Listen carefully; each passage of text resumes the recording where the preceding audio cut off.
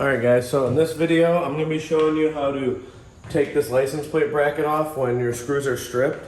So I wanted to put a new license plate on here, but these are spinning, and in the back there's a nut that's supposed to be holding it, but that nut is made of plastic and it's just spinning now in the bracket.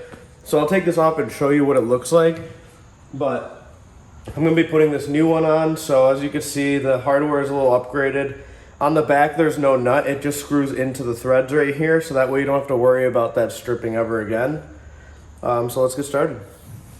So since I can't really access the two bolts back here, I'm just gonna have to bend the plate, and there's a nut back here and a nut back here, and I'm just gonna unscrew those now.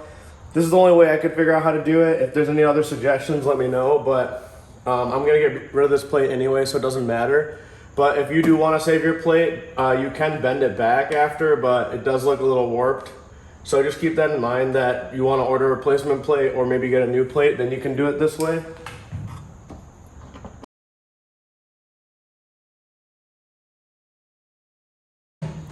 So as you guys can see, those were the two screws that I got out right here. And these are the nuts I'm talking about. So this is normally supposed to just stay in this little square area and not spin, but it was spinning, so I couldn't really have anything holding onto it.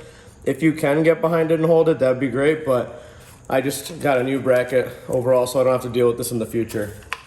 All right, I'm gonna clean this up and put the new bracket on.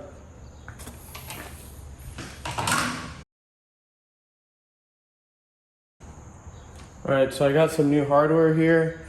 These are the spots where the license plate screws in. So took the old ones out, and I'm just gonna pop these in just like that. All right, so I've got these new screws that I'm gonna put in.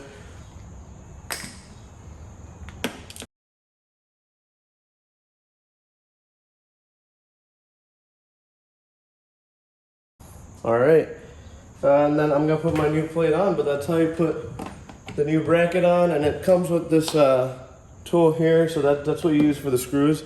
It's not like a regular screwdriver, so it's a little safer than the other plate. And hopefully the bolts don't rust this time and spin in the back, because we got the new threads here. All right, well, thanks for watching, and if you guys have any questions on this bracket or what I did in the process, just leave a comment below.